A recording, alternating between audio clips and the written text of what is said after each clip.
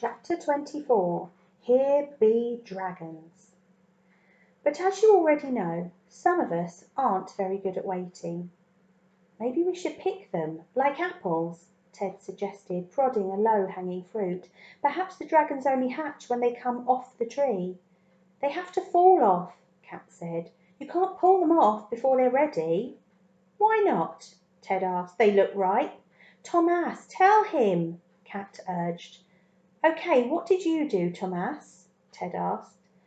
Flicker's fruit just came off in my hand, I said, remembering how I'd held it and gently lifted it aside out of the way of the others. Cat was frowning at me, while Ted gave me a knowing look. They obviously didn't believe me when I said it had just dropped off.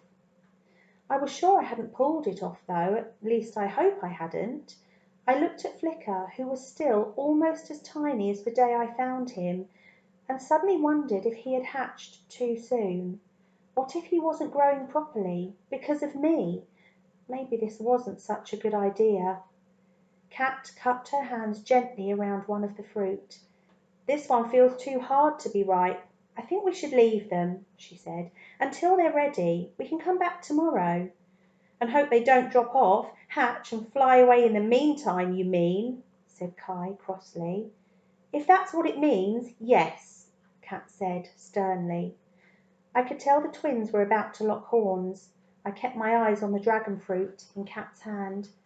Wait, Cat, look, I said. It's glowing.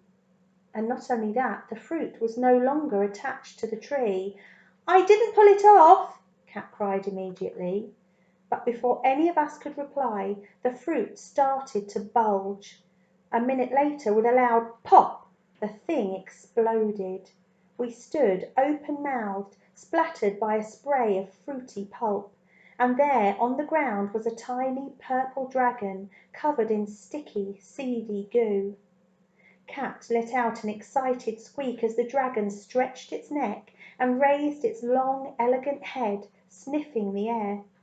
When it opened its wings, we could see shades of purple lightning into a beautiful electric blue. The pattern swirled like the tie-dye T-shirts we had made in art. This dragon had fewer spines than Flicker, but under its jaws were spikes hanging down like icicles. Quick as a flash, Cat gathered it up in her hands, delighted. As she scraped the sticky pulp off her dragon's wings, Ted and Kai started reaching out to the other fruit left on the tree, feeling each one in turn. Careful, I cried, just be careful. At first, nothing happened. None of the fruits did anything. But then one of the ones Kai was holding flickered and began to glow.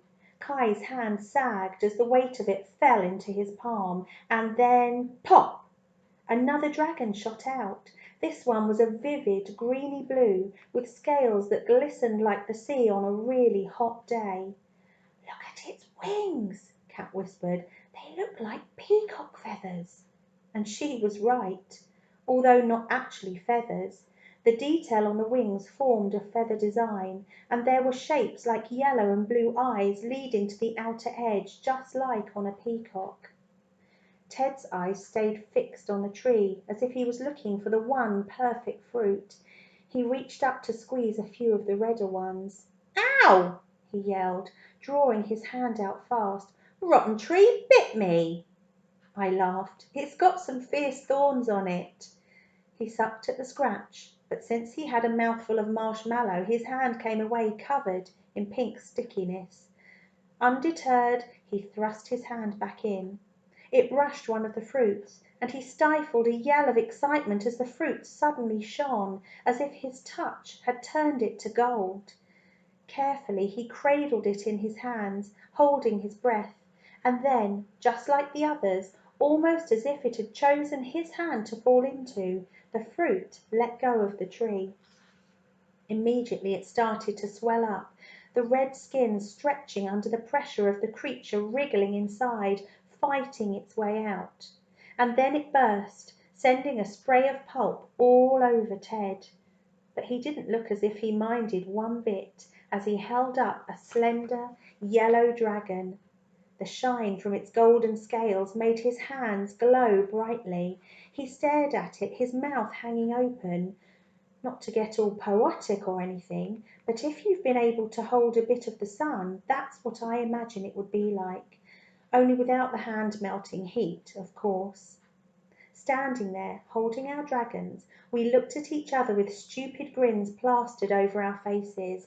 I had to admit it. This was going to be pretty cool that we would all have dragons.